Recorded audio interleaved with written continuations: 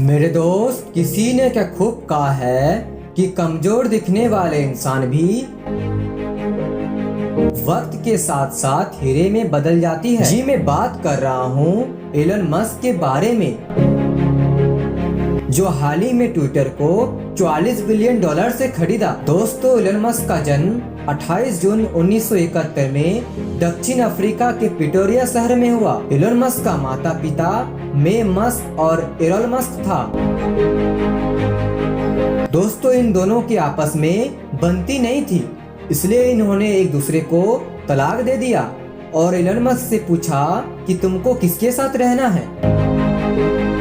चूंकि मेरे दोस्त, एलन मस्क को उस समय उतनी समझ नहीं थी, इसलिए उन्होंने अपने पिता को चुना, जो कि सबसे बड़ी गलती थी। दोस्तों, एलन मस्क के पिता एलन मस्क का बिल्कुल भी केयर नहीं करता था, जिसके बाद से एलन मस्क को अपने ऊपर बहुत ही पछतावा महसूस होता था।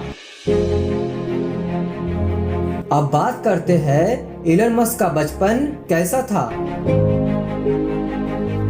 दोस्तों, एलन मस्क का बचपन बदतर से भी बदतर था, क्योंकि स्कूलों के दिनों में एलन मस्क को बहुत ही ज्यादा पीटा जाता था। बिना वजह के, बिना गलती के मस्क को कड़वी कड़वी बातें भी बोली जाती थी। एक बार तो स्कूल के कुछ लड़के मिलकर एलन मस्क को बुरी तरह से पीटा, जिससे कि एलन मस्क अपना होश खो बैठे। लेकिन वो कहते हैं ना कि वक्त के साथ साथ कोयला सोने में भी बदल जाती है।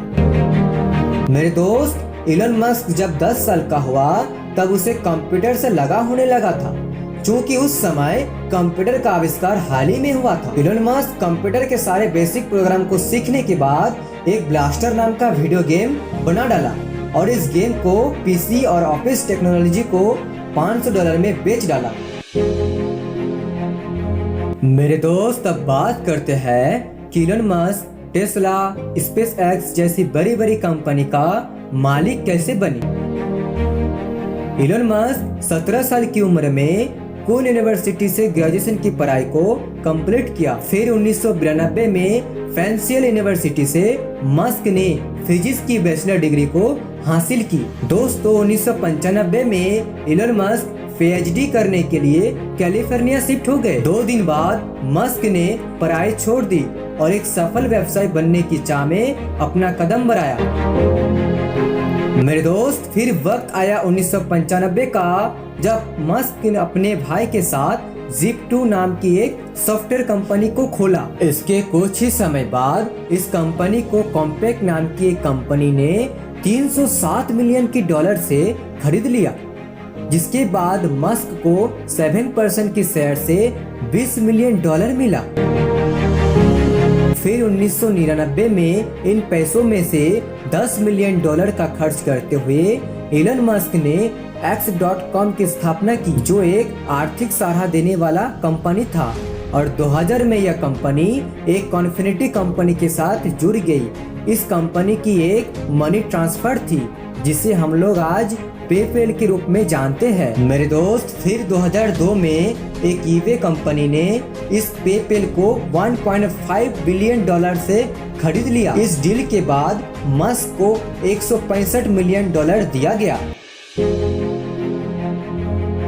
मेरे दोस्त, अब वो वक्त आ गया, एलन मस्क ने इन पैसों से $100 मिलियन का खर्च कर सन 2002 में स्पेस एक्स नाम की एक कंपनी की स्थापना की।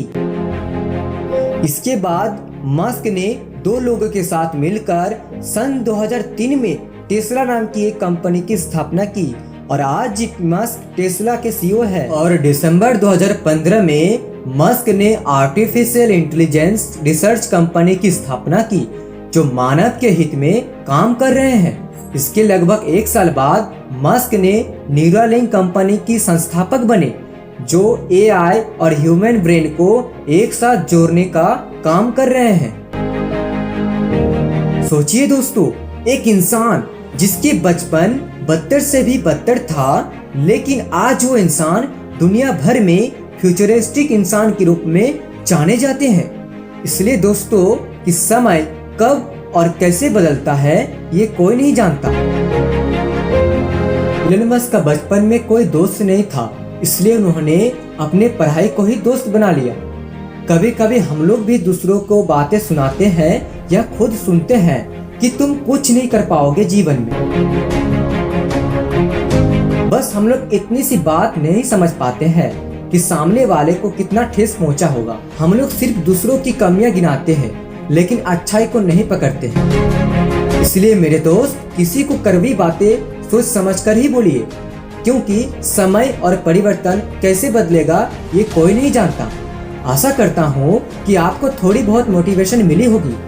अगर मिली हो तो इस वीडियो को लाइक, कमेंट एंड शेयर जरूर करें। धन्यवाद। मिलते हैं नेक्स्ट वीडियो के साथ। तब तक के लिए जय हिंद, जय भारत।